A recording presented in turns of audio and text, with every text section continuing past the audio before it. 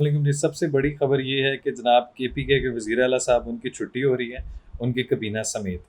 दूसरी तरफ है जनाब केपीके का जो कर्ज़ है, वो पिछले 15 साल में जो है वो अभी तक की हुकूमतों में वो कितना बढ़ चुका है और उसकी ज़िम्मेदार कौन है? और पंजाब का इसी तरह पंजाब का जो है वो कर्ज़ उसका लग गई है ब्रेक। उसकी आपको खबर देनी है कि उसको आखिर क्यों लगी है ब्रेक। और जनाब नियाज़ी महात्मा साहब जो हैं, उनके साथ अली अमीन गंडापुर साहब की फ़हरिस्त में नाम शामिल था मुलाकात में। लेकिन जेल ज़राए के मुताबिक पता चला है कि नियाज़ी महात्मा साहब ने गंडापुर साहब को जो है ना फ़हरिस्त में से ही निकाल दिया। तो आप समझ रहे हैं कि आउट ऑफ़ द वर्ल्ड। और तीसरी तरफ आ जाएँ जनाब, आपका है इलेक्शन ट्रिब्यूनल का जो इख्तियार है वो सुप्रीम कोर्ट में गई थी। आपको पता है कि जब कोई भी चीज़ में जो है वो यूथिया बरादरी, इमरानडूज़ जो हैं, अगर रिलीफ़ चाहते हैं तो उनको दौड़े जाते हैं और वो सुप्रीम कोर्ट को जो है ना वो पार्लियामेंट के अगेंस्ट इस्तेमाल किया जाता है इस मुल्क में। अब अगली बात ये है कि ग्रिड स्टेशन में जो हमला है और ज़बरदस्ती बिजली ऑन है, इसका भी आपको सारी डिटेल बताता हूँ। और गंडापुर साहब जो हैं, उनकी एक और बड़ी गद्दारी दोबारा साबित हो रही है। वो उन्होंने फिर वही हरकत की जो शौकत तरीन और आपके तैमूर झगड़ा साहब जो हैं केपीके के जो वज़ीर ख़ज़ाना थे, उन्होंने आईएमएफ को एक लेटर लिखा था।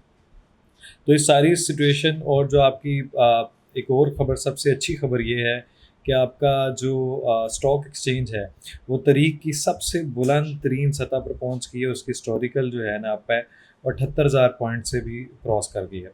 तो अब चलते हैं दूसरी तरफ। जनाब गंडापुर साहब की छुट्टी इसलिए होगी कि जनाब गंडापुर ने अपनी टीम समेत हर जगह से अपॉइंटेड आपके जो इलेक्टेड एमपी हैं, और उनको जनाब एक ज़िम्मेदारी सौंपी है। वो ये है कि जनाब आपने हर ग्रिड स्टेशन पे कब्ज़ा करना है, और इन्होंने ये किया है, बरमला किया है। और इसका जनाब जहाँ जहाँ पहुँचे वहाँ वहाँ वीडियो रिकॉर्ड कराई टिकटॉकर वज़ीर आला साहब ने। दूसरा ये है कि जनाब इनके ऊपर एक एफआईआर की जो है वो रिक्वेस्ट है जनाब वज़ीर आला वज़ीर जो हैं हमारे दाखिला मोहसिन नकवी साहब, उनकी उनको भी उसमें ऐड किया गया है। जनाब केपीके से ही, पेशावर से ही एक गैरतमंद अफसर ने लिखा है कि जनाब ये जो मुदाखलत हो रही है और कार्य सरकार में, और हमें रोका जा रहा है, ग्रिड स्टेशन को आग लगाने की धमकियाँ हैं, बिजली को जो है ना वो ज़बरदस्ती ऑन किया जा रहा है, ग्रिड स्टेशन पे कब्ज़ा किया जा रहा है। तो क्या जो रियासत है वो कहीं तुक मलंगा जो है वो पी के तो नहीं सोई हुई? मेरा नहीं ख्याल कि ऐसी कोई बात इन्होंने छोड़ी होगी। तो जनाब एफआईआर में जो है वो केपीके के वज़ीर आला साहब भी जाएंगे इसमें, और वो जनाब सीधा महात्मा साहब के साथ उनकी बुकिंग हो रही है जेल में। तो वहाँ उनके साथ अब जेल में ही बाकी सारा वक्त गुजारेंगे।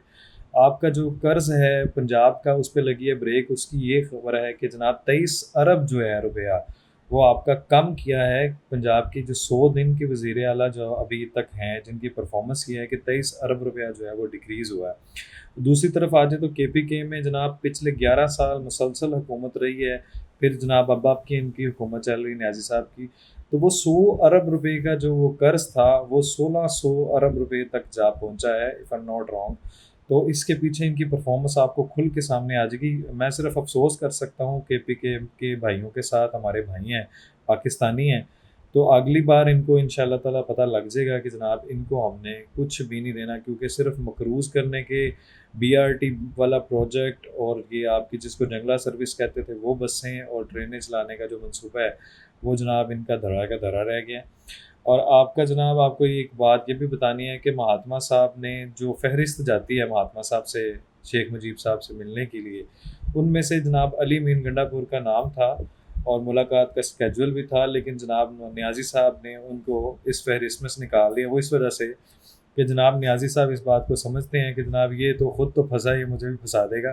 तो ये बात बिल्कुल 100% ऐसे ही है कि जनाब महात्मा नियाज़ी साहब को जितने भी फंसाने वाले हैं, उनके नज़दीक तरीन लोग ही हैं, जो ये चाहते ही नहीं हैं कि वो बाहर आए, क्योंकि उनका जो धंधा है ना वो गंदा है, पर धंधा है, वो चल रहा है। और वो अगर बाहर आ जाते हैं तो उनकी चांदी जो सोना है वो सारा कुछ पीतल में बदल जाएगा और मिट्टी हो जाएगा। इसलिए तो जनाब इन्होंने अभी इलेक्शन ट्रिब्यूनल का जो आपको बताना है वो ये है कि सुप्रीम कोर्ट में हर जगह ये पहुंच जाते हैं रिलीफ लेने के लिए। वो इस वजह, तो सबसे बेहतरीन चीज़ ये है कि जनाब आप जब चाहें ट्रोल करें, और अपनी मर्ज़ी का फ़ैसला लेने के लिए जनाब अपने आप सुप्रीम कोर्ट के जो हैं वो वकील करने के बजाय जज ही कर लें। डायरेक्ट जज ही करने का इन्होंने मामला बना लिया है। पीटीआई का एक वैसे कमाल बेहतरीन चीज़ ये है कि जज डायरेक्ट करते हैं। तो उनमें से आपको काली भेड़ें बड़ी नज़र आती हैं क्योंकि एक जज का मुझे बड़ा अच्छा पॉइंट लगा, उन्होंने कहा कि हमारे जो chief justice Hind high court, उन्होंने कहा था कि जो हमारे फैसले हैं ना, उनसे रिफ्लेक्शन आती है कि हम आज़ाद हैं कि नहीं, और कौन किस तरफ बैठा है वो उसके फैसलों से साफ नुमाया नज़र आता है। अब जनाब इंतज़ामिया ने जनाब अपना हाथ उठाए हैं कि जनाब ये गंडा साहब को जो है ना वो लगाम डाली जाए। और दूसरा जो है आपका गंडापुर साहब ने एक जो आईएमएफ को कंप्लेन करने का कहा है कि जनाब फिर वही लेटर लिखा जाएगा कि जनाब इनके साथ ये करें, उनके साथ वो करें। तो होना तो इनसे कुछ भी नहीं है बेचारे, लेकिन हाथ पल्ला मार के देख लें। गद्दार लोग हैं, लेकिन आपको पता है कि इनका जो है ना सद्देबाप करना बहुत ज़रूरी है। और ये आफा साहब की जो है वो पहुँच में दस्तरस में आने वाले हैं। आफा साहब भी जो सो रहे थे अब जाग चुके हैं। अगले आने वाले दिनों में आपको नज़र आएगा कि जनाब इनके साथ क्या होने जा रहा है।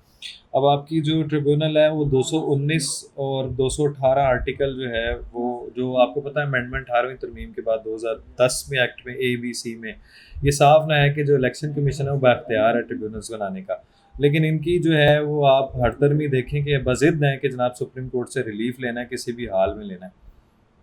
और आपका आ जाएगा जनाब अगला है आपकी हिस्टोरिक मार्केट 78,000 पॉइंट्स पे क्रॉस की है। ये भी तारीख में सबसे पहली बार हुआ है। अब आपको भी पता है कि ईद का ये अभी चौथा दिन है, तो ये अभी अच्छी खबरें आ रही हैं। 100 दिन की परफॉर्मेंस में बहुत कुछ है और बहुत से रिलीफ मिला है। Thank you.